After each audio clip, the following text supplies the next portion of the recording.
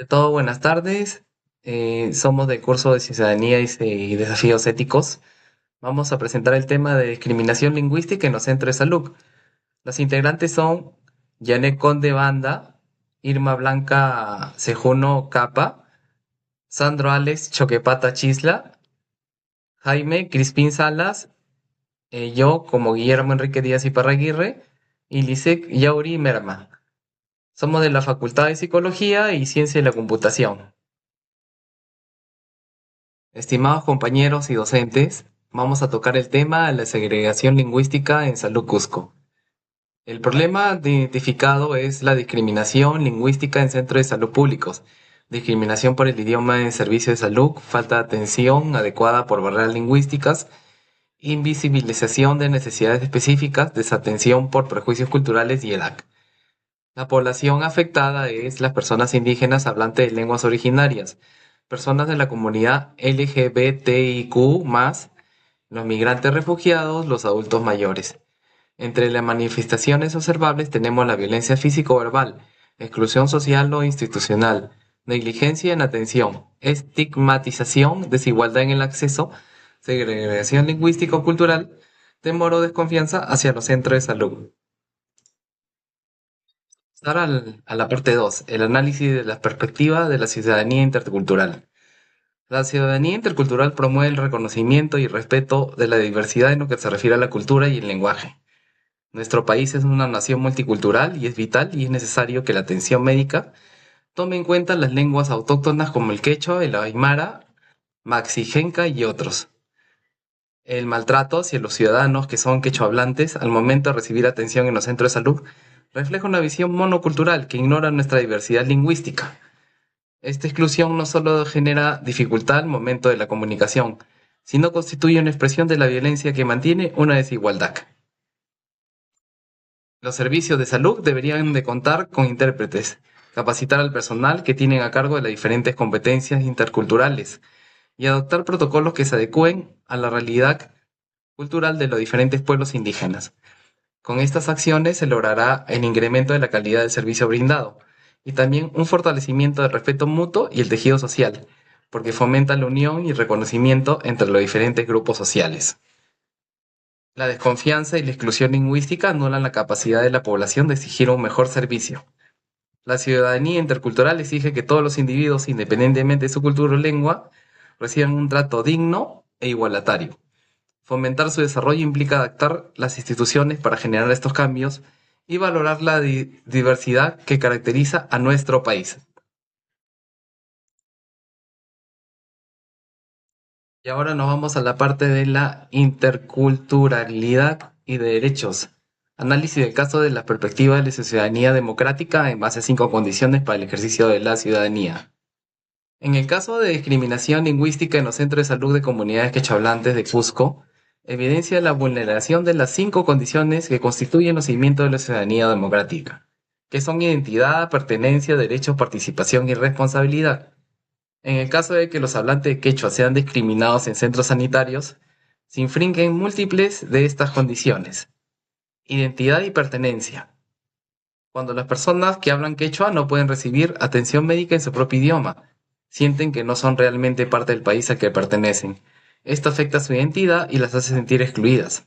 Además, no cuentan con espacios donde su voz es escuchada para pedir personal bilingüe una atención intercultural, por lo que sus necesidades no se reflejan en las decisiones de salud, que deberían ser beneficiadas. Los derechos. Las barreras del idioma limitan el derecho a la salud que se está consagrando en la Constitución y en acuerdos internacionales. Esto provoca que el acceso a diagnósticos, tratamientos y seguimiento médico no sea equitativo. Participación. La falta de inclusión lingüística evita que estas personas tomen parte activa en decisiones concernientes a la salud. No entender los procedimientos médicos restringe su autonomía y su habilidad para tomar decisiones.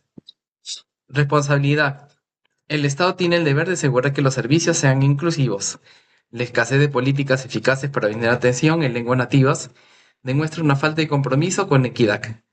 En este caso, muestra que la discriminación lingüística socava la democracia al privar a las zonas marginadas desde hace tiempo de ejercer su ciudadanía en toda extensión. Dice y explica el caso desde la perspectiva de la ciudadanía como ejercicio de derechos y deberes.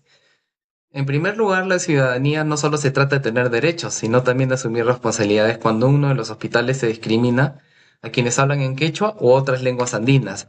No solo se niega la atención médica, sino que se las arrebata parte de sus derechos al no ser tratados con respeto y humanidad. Está en los artículos 4, 9, 10, 15 y 17 de la Ley 29.735. Establecen una serie de obligaciones del Estado frente a los hablantes de lenguas indígenas u originarias. Respetar el ejercicio de los derechos lingüísticos. El Estado debe exigir un asistente en el idioma quechua aymara y a otros centros de atención público y privado. En segundo lugar, el Estado tiene el deber de garantizar que los servidores sean accesibles, culturalmente adecuados y libres de prejuicios. Estos implican políticas lingüistas reales, personal capacitado en quechua y sanciones firmes ante cualquier acto de discriminación. Pero también los ciudadanos no debemos quedarnos callados y denunciar, exigir justicia y contribuir que la sociedad sea más justa e inclusiva. La Ley 29.735 de las lenguas dice garantizar y respetar el uso de las lenguas indígenas originarias en los ámbitos público y privado. En tercer lugar, los derechos no aportan mucho si las condiciones no son equitativas. Ser ciudadano es también ponerse en el lugar de otro. Reconocer la diversidad como una riqueza y no como una barrera. Por lo tanto, el trato debe ser igual para todas las personas sin excepción. Finalmente, en los hospitales es necesario promover una atención médica que respete la lengua y la cultura de los pueblos originarios.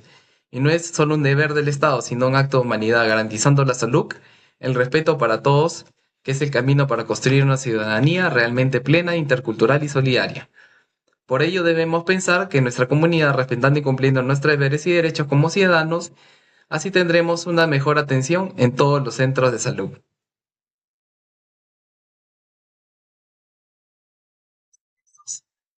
Esto uno nos habla de las barreras idiomáticas, la tragedia en la exclusión en Cusco. Por ejemplo, Eulogia Guzmán sigue esperando justicia. Han pasado más de 20 años de que sufrió violencia obstétrica en un centro de salud de Cusco. Este año la Comisión Interamericana de Derechos Humanos deberá pronunciarse sobre su caso. El primero de este tipo que llegó a esta instancia. El anexo 2 nos habla de la invisibilización de necesidades específicas. Denuncian agresión del nutricionista del Centro de Salud Guadalupe contra su madre e hijo. Habla de que una madre de familia denunció haber sido víctima de agresión verbal y física por parte de un profesional en la salud cuando solicitó un certificado de nutrición para su hijo, en el centro de salud que aparece ahí. La tercera, del anexo 3, es la falta de atención adecuada por barreras lingüísticas. Le dijeron que no era grave el tema, pero su nieta murió. La abuela de la bebé de 7 meses fallecida denunció públicamente una serie de actos que califica como negligencia médica dentro de su hospital regional del Cusco. Según testimonio, la pequeña fue llevada a emergencia el 1 de abril con fiebre, vómitos y diarrea, y allí había minimizado el cuadro clínico para señalar que no debía ocupar una cama, pues no debía ser utilizado. Y bueno, eso sería todo de mi parte. Muchas gracias.